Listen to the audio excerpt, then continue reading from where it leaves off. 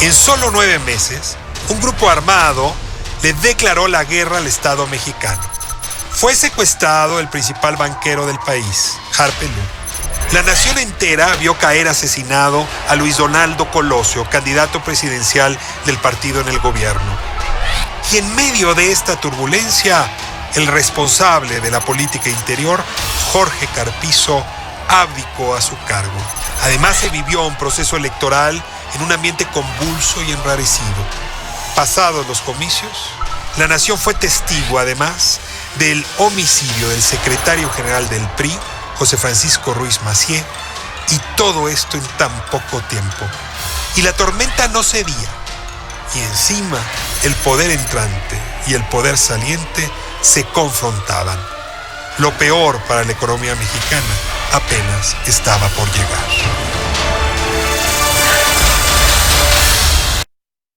Hola, ¿qué tal amigos de Conexión Online? Pues aquí tiene algo calientito que está circulando por todas las redes. Bueno, amigo de Conexión, no sin antes saludarlo a todos ustedes, un gran abrazo y por supuesto, como siempre, a nuestros amigos de la Patagonia hasta Alaska, como ya es sabido. Pero vámonos rápidamente a lo que nos trae el tintero político el día de hoy. De moda porque el portal Netflix acaba de sacar una serie llamada 1994, donde Carlos Salinas de Gortari cuenta su versión de los hechos. Pero una realidad es adversa a lo que él cuenta y a lo que él compra a través de la productora Vice, y que es la que suelta los billetes para que se cree esta serie de ahora sí, en el stream, quise decir de televisión, pero bueno, ya es cosa del pasado, sino en un stream que se llama Netflix, en la cual cuenta su versión y en estos momentos es trending topping.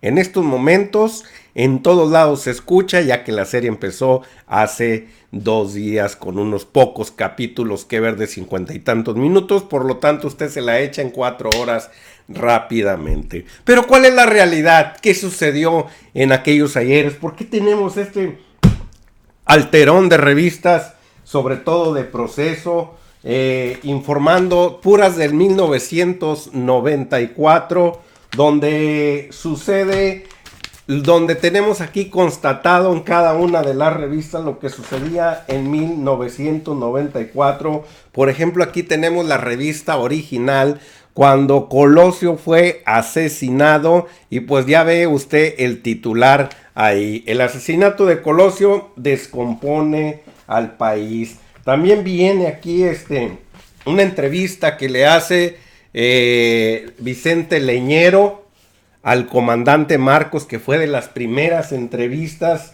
de las cuales da el comandante Marcos. Muy interesante la entrevista, y aquí tenemos documentado cada uno de los episodios de ese 1994, donde viene también aquí Zedillo, el autoritarismo de Salinas, dice Zedillo, la burla de aquella ocasión. Bueno, muy documentados estamos.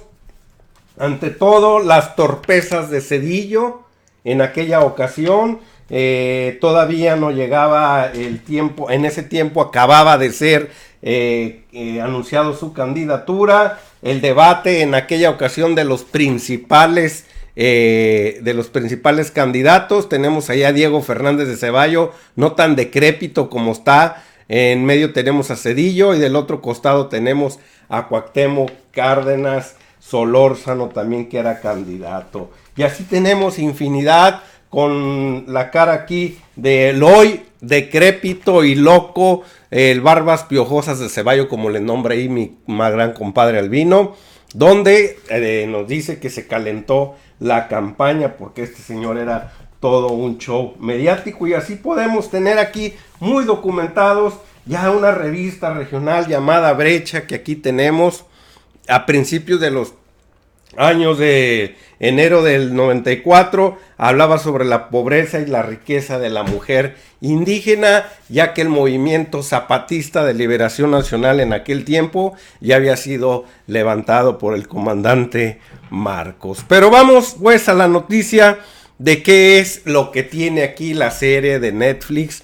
Bueno, 1994, el año que cimbró a México, según la versión de ahora sí, de este nefasto hombre que solo llevó a México a un crisis económica increíble, en la cual le echa la culpa a Ernesto Zedillo, donde le llama el error de diciembre. Obvio que también tiene culpa este señor, ya que es parte de esa cloaca corrupta, que ahorita más adelante vamos a ir explicando. ¿Tú qué hacías en aquel entonces? Para refrescarnos la memoria, la plataforma Stream estrena este 17 de mayo un documental que junta personajes como Carlos Salinas y el subcomandante Marcos. Ahí vemos al comandante Marcos. No te lo pierdas, este 17 de mayo. El pasado 22 de marzo, Netflix estrenó en su catálogo Historia de un crimen de Colosio.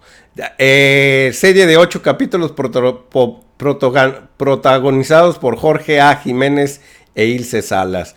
Bueno, vamos a adelantarnos a todo eso. Ahora Netflix sigue aventurando en el mundo de los documentales y explorando la historia de nuestro país desde otros ángulos. Este viernes 17 de mayo estrena ese documental. La serie documental cuenta con 5 episodios de 45 minutos de duración, 5 por 4, 20, 6 por 3, 18, o sea, casi 3 horas pasaditas, y ahí se chuta ahí la serie. Y es dirigida por Diego Enrique Osorno y producida por Vice Studios Latinoamérica.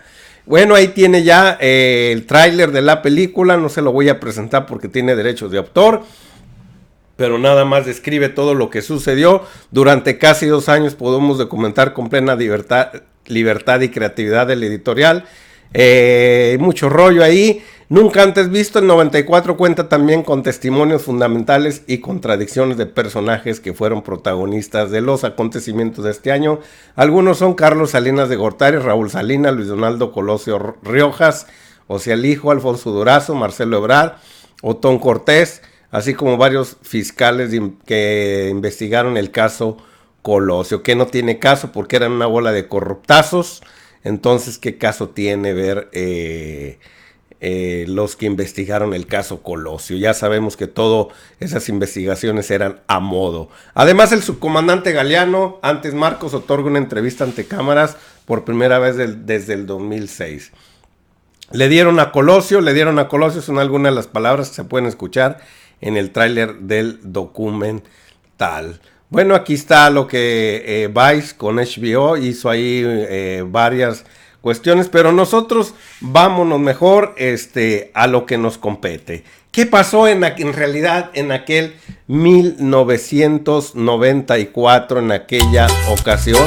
Vamos a quitar el sonido porque me estresa un poco.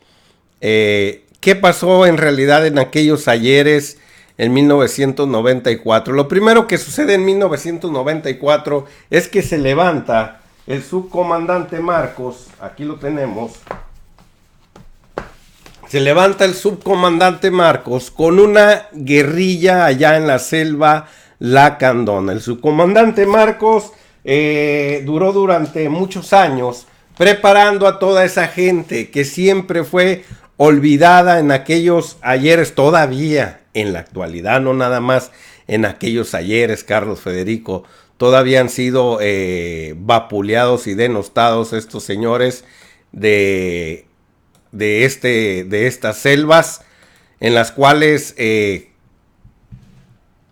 una manera tan atroz han sido olvidados por todos los gobiernos neoliberales que han pasado durante todas estas épocas. Hasta hoy esperemos que el señor presidente de la República le dé cabida, ahora sí, a la justicia de los necesitados. ¿Qué pasa a principios de 1994? Entra el tratado de libre comercio. Un tratado de libre comercio en el cual, amigos de Conexión Online, voy a hacer un relato al respecto. Entra el Tratado de Libre Comercio, el cual es un tratado consumista. México llega en ese momento a tener un crédito increíble. Y le voy a hacer un poquito de remembranza hacia atrás. Hoy en día es muy común que usted escuche la palabra fayuca. vamos a la fayuca, y fayuca en muchos lugares de México se usa esa palabra. ¿Qué significa la fayuca? Son productos de procedencia extranjera metidos al país de manera ilegal. Se le llamó fayuca a todo eso. ¿Por qué había ese tipo de productos en el pasado? Porque México estaba cerrado al comercio mundial y tenían que pagar muchos impuestos llamados aranceles para que ese producto ingresara de otro país a México. Por lo tanto, los productos se tenían que producir en México y las compañías, pues suponiendo jabones para lavar ropa, pues nada más había 3, 4, 5, no había mucha competencia, por lo tanto había cierta calidad. Autos, nada más teníamos 5 marcas de autos: Volkswagen, Nissan, antes Datsun, Ford, Chrysler y General Motors. Nada más teníamos 5 porque esos 5 nada más se atrevieron a construir carros aquí en México. Estaba prohibido la importación de carros. Por lo tanto, el comercio ilegal era increíble, era tan grande que se le llegó a llamar fayuca. Era más barato, de mejores calidades, más productos traían, sobre todo de los Estados Unidos de Norteamérica. Pero en el año 94 se abren las fronteras. Empiezan a entrar todo tipo de productos y la importación se hace tan grande que empieza a haber un déficit comercial. Esto es, México empieza a gastar mucho dinero para poder importar esas mercancías, pero lo acolchona que cuando el mundo ve que México se abre al comercio, ya entra a la Organización Mundial de Comercio, fue el primero que entró, y luego al Tratado de Libre Comercio, empiezan a llegar capitales extranjeros a México, o sea, empiezan a llegar muchos dólares, muchos capitales, y empiezan a amortiguar esa salida de capitales para traer esos productos, empieza a amortiguar con la entrada de capitales extranjeros. Y hay ahí a la par, el gobierno siempre emitía tesobonos. ¿Qué son los bonos? Los que quieren que emita Andrés Manuel López Obrador para rescatar a Pemex. Esto es, usted va al banco, compra un bono de inversión que después le puede redituar dinero. O sea, el gobierno contrae deuda con usted. Las grandes compañías extranjeras muy comúnmente llevan a invertir su dinero donde los gobiernos les dan buenos intereses, buenos dividendos y donde hay una estabilidad económica. En México en ese tiempo había una novedad. Estábamos en abundancia en ese instante, en 1994, a pesar de que el primero de enero estalla el conflicto armado del comandante Marcos y el subcomandante Marcos y toda la gente indígena de ahí, esa parte de la selva lacandona. A pesar de eso, los capitales llegaban a México y sostenían una economía ahí balanceada. ¿Qué es lo que pasa después? El EZLN no deja de ser una piedra en el zapato y los medios internacionales empiezan a criticar a México por su forma de llevar las políticas hacia esa guerrilla. Luego vienen los acontecimientos de Luis Donaldo Colosio Murrieta, el cual es asesinado. Ya se me perdió aquí la parte de la revista donde, bueno, aquí está, esta ya se las había presentado, donde Luis Donaldo Colosio Murrieta es asesinado por contravenir a los intereses, ahora sí, de Carlos Salinas de Gortari. Después, Ernesto Zedillo Ponce de León es el candidato idóneo y más que todo el único de los pocos candidatos que podían ser, ya que había varios mejores que Zedillo, más leales a Carlos Salinas, pero el problema era que la Constitución dictaba que para que poder ser candidato a presidente tenía que haber renunciado 6 meses antes a su cargo, y muchos de ellos todavía seguían fungiendo en su cargo de alguna secretaría ahí con el gobierno y pues no eran viables para ser candidatos a la República. ¿Qué pasaba con esos mentados tesobonos en ese instante? Que el gobierno son lo que lo sostienen económicamente, es lo que le dice a una economía, qué tan poderoso se encuentra ese país. Cuando esos tesobonos dan mucha confianza, llegan gobiernos extranjeros y los mismos mexicanos empiezan a comprarle porque es dinero seguro. Usted le compra al gobierno, hoy se llaman CETES, en aquel tiempo tesobonos. Usted le compraba al gobierno y pues tenía su dinero segurito. Su interés no es tan grande, pero es dinero seguro con el gobierno, ya que no le va a fallar. Pero empieza a haber una disparidad por todos los acontecimientos que hay. La gente empieza a adquirir créditos de autos, de casas, empieza a viajar, las tarjetas de crédito empiezan a abundar por todos lados, todos tipos de créditos. Era una fiesta aquí en México en 1994, la gente viajaba, la gente no tenía la cultura del crédito.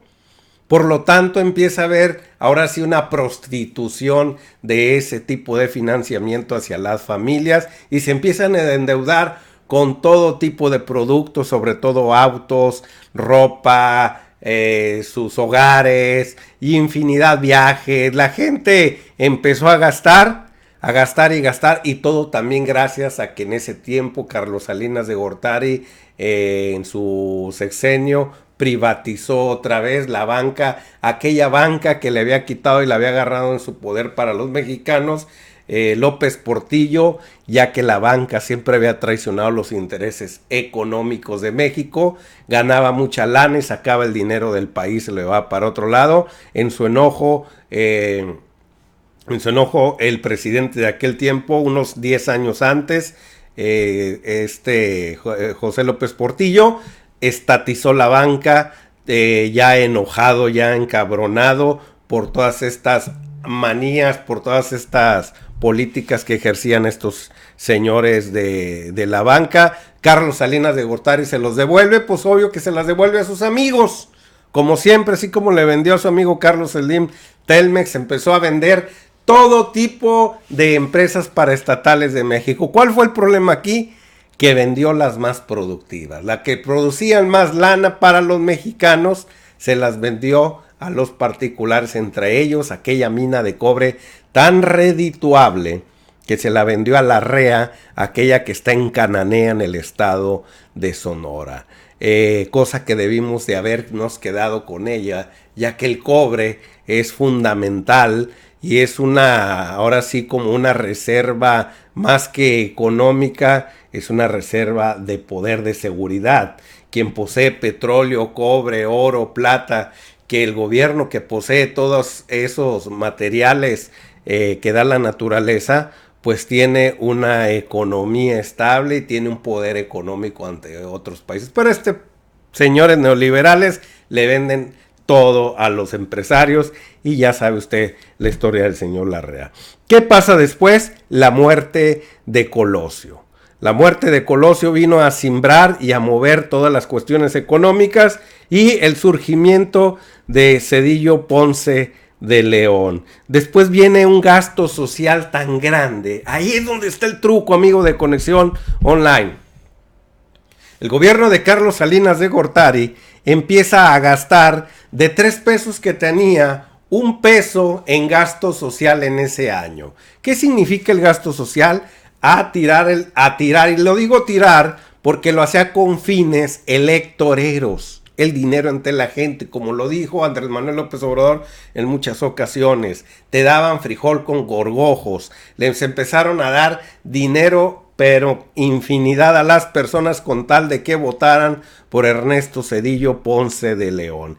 Llega a recrudecerse tanto que de cada 3 pesos que tenía México para el gasto, ahora sí, de infraestructura, de su gasto, ahora sí, burocrático, le empieza a meter 2 pesos al gasto social ya las últimas semanas. Eso es ahora sí, va en contra de la economía de un país, pero el caso es, ahora sí vamos a usar la frase que dijo Felipe Calderón, haya sido como haya sido, el caso era quedarse en el poder con crisis o sin crisis.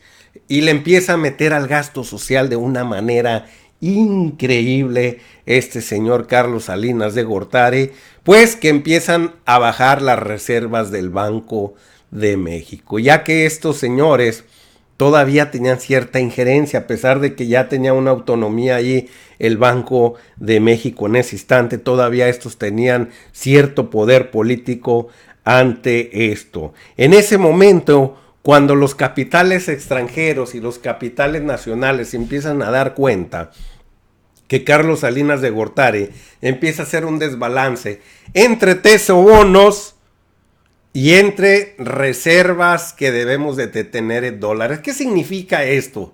Usted debe tener reservas de dinero en dólares porque la gente de empresarios mexicanos y usted y nosotros empezaron a comprar en el extranjero productos. Por lo tanto, a crédito. Empieza usted a comprar a crédito y su crédito en deuda empieza a llegar a este nivel. Pero México nada más tiene miles de millones de dólares a este nivel. Por lo tanto, el día que paguen los mexicanos, quieran pagarle al extranjero, vamos a suponer que un día se le ocurre pagar a todos. ¿A dónde recurre a agarrar dólares para pagar en el extranjero? Al Banco de México. Y si no tienen los dólares suficientes, se los acaban en un ratito. Y la otra mitad se quedó sin pagar sus deudas y empiezan a generar mucho interés. ¿Qué pasa cuando se acaban los dólares? Empieza a haber una devaluación por la demanda de dólares. Y es lo que sucedió este señor, los tesobonos, la deuda que tenía, donde llegan extranjeros a invertir en México para tener ese equilibrio entre tesobonos y reservas, ¿sí?, pagables. Empieza a haber una disparidad. Antes teníamos más tesobones, teníamos más reservas que lo de tesobonos y deuda de los mexicanos. Había un equilibrio. Empieza a desequilibrarse cuando Carlos Salinas empieza a gastar mucho en ese gasto social. Ahora sí pone nerviosos a los capitales extranjeros. ¿Qué hacen los capitales extranjeros cuando empiezan a ver a un gobierno nervioso por lo que ya ha sucedido en la Selva Lacandona, por la muerte de Colosio, y luego súmele usted después la muerte de Francisco Ruiz Massieu? ¿Qué hacen los capitales? El presidente del PRI, cuñado de Carlos Salinas de Gortari, papá de Claudia Ríos Massieu, lo asesinan allá en el 94. ¿Qué es lo que pasa en aquella ocasión? Los capitales se ponen más nerviosos y empiezan a sacar su lana para llevárselas a otro país poco a poco. Y empieza a haber un desbalance comercial increíble, un desbalance económico increíble, y empiezan ahí poco a poquito ciertas fugas de capitales. ¿Qué hace México? Sube sus tasas de interés para que la gente regrese a México porque pagan buen interés por el dinero, y aún así no los frena, pero sí logra estabilizar un poco. ¿Qué es lo que pasa al final cuando la crisis ya se viene de una manera, ahora sí, muy increíble aquí en México? Pues vayamos un poquito a la cronología que nos hace aquí el portal de ADN, que nos regala este documental muy bueno, que se lo recomiendo que lo vea completo. Yo no lo puedo pasar completo porque nos reclaman derechos de autor, pero sí les recomiendo mucho que vean este instante, este pedacito tan esencial. Vamos a irnos a este minuto donde nos explica muy bien, amigo de Conexión Online, Carlos Salinas de Gortari. Aquí está donde se quiere salir del huacal. Vamos a escuchar un poco a Carlos. En la oposición había quienes lo señalaban como una herramienta gubernamental que había sido útil para atraer votos a favor del PRI. Efectivamente, han habido comentarios de que para la elección de 1994 el gobierno decidió, como dicen ellos, soltar el gasto para estimular así la actividad económica y que los votantes se sintieran en mejor condiciones y por lo tanto sufragaran a favor del candidato del partido En el gobierno estábamos convencidos que no se compra la voluntad de los votantes por medio del gasto público, sino mediante una conducción responsable de las finanzas que permita estabilidad en la economía y un crecimiento económico que le lleve beneficio a las familias. Y en esas condiciones de beneficio, tomar su decisión de acuerdo a su propia convicción. De Carlos Salinas de Gortari y comenzaba el gobierno de Ernesto Zedillo. Cuarto al final. Un mes antes del término de la administración de Salinas, la fuga de capitales era difícil de negar. Las reservas internacionales descendieron hasta los 12.471 millones de dólares. En un mes se fugaron 4.771 millones de dólares. 20 de noviembre, reunión casi secreta. Para la economía era prácticamente un asunto de vida o muerte, así que la discreción tenía que ser absoluta. Tanto que no se realizaría en la residencia presidencial. El lugar, la biblioteca de la casa privada de Carlos Salinas de Gortari, al sur de la ciudad. Él mandó llamar a Pedro Aspe, su secretario de Hacienda, a Arsenio Farell, del Trabajo, y al gobernador del Banco de México, Miguel Mancera. El poder saliente invitó al entrante a poner las cartas sobre la mesa. Ernesto Zedillo llegó acompañado de sus colaboradores clave, Jaime Serrapuche y Luis Telles, y llevaba consigo un planteamiento arriesgado: devaluar el peso 15%. Este grupo de personas está en casa de Carlos Salinas y ahí se discute qué hacer ante la reducción grave de las reservas que había tenido lugar en las últimas 48 horas. Estamos hablando de 10 días antes de que termine el sexenio. En esa reunión, lo que se habla básicamente es lo siguiente: ¿quién va a hacer la devaluación? Se tenía que depreciar el tipo de cambio. Jaime Serra sostuvo la postura sedillista. Hay de dos sopas, dijo: ampliar la banda de fluctuación del dólar para devaluar ordenadamente o hacerlo de golpe.